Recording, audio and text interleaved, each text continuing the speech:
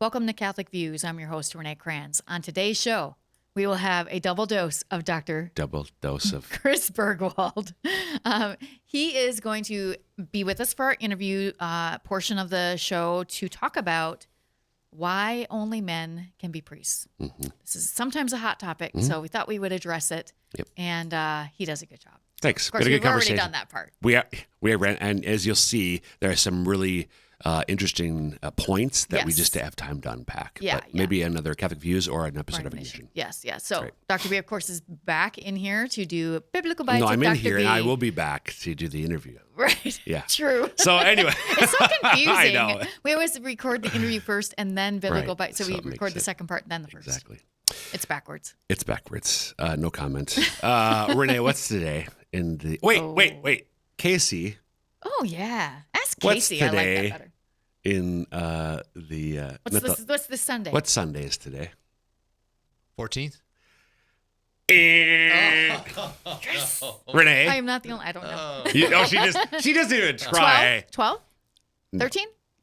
18? 26? It's the 13th Sunday in Ordinary Time. No.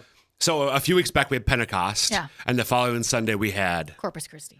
Trinity Sunday. And then we had Corpus Christi. So now, but those were the weeks of ordinary. So after Pentecost, we started the weeks of ordinary time. So it's been the weeks of ordinary time, but we've still had these great solemnities on it's so on confusing. Sunday. So now it's 13. If you're not looking every week like a Dr. B is.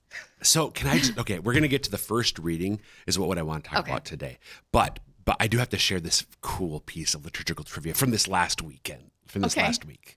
So Friday, so if folks are listening to this on Sunday, this past Friday, 2 days ago, was the Solemnity of the Most Sacred Heart of Jesus. Oh, yes. So the Solemnity of the Most Sacred Heart of Jesus always falls the Friday after Corpus Christi Sunday. 19 days, the way I heard something like 19 days after Pentecost. Is that right? That's what I heard on the radio this morning? Yes. Okay. 19 days after Pentecost, you always have Corpus Christi Sunday. Yeah. Well, and that can move around because Pentecost moves based on Easter. Right. So which Friday of June the Sacred Heart, potentially even July maybe, will fall on is going to vary. Mm-hmm. This year it was on the 24th of June.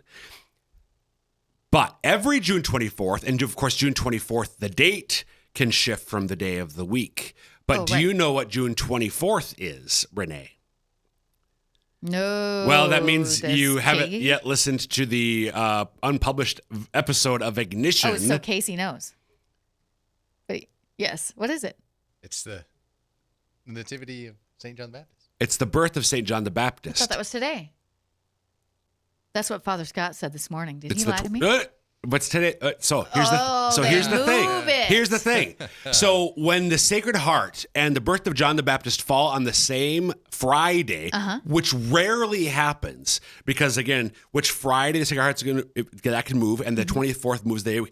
But we had a perfect storm, a perfect liturgical storm, where the birth of John the Baptist fell, the 24th of June fell on the Friday, which belonged to the Sacred Heart. So Jesus elbowed his cousin back a day. John could say, well, I was the firstborn, so I should go first. So we celebrated the feast of St. John the Baptist. We're recording today, is Thursday, June 23rd. Right. And so today we celebrated the solemnity of the Nativity of John the Baptist. Right. That's just so cool. That's so fun. The first reading at Mass today is from the first book of Kings, where Elijah chooses Elisha as his successor. Okay? And makes all succeeding readings confusing. And Elijah and Elisha. Wait, what's going on? So we have, just because of the time left, I want to jump right to it.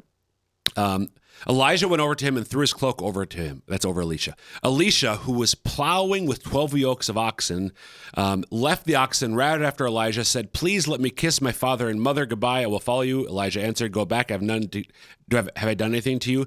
Elisha left him and taking the yoke of oxen, slaughtered them.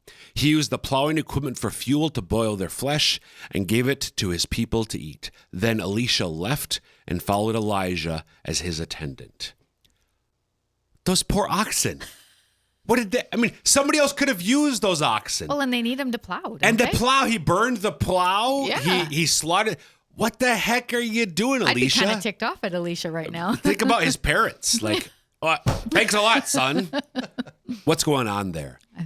He's committed. I am all in to following Elijah.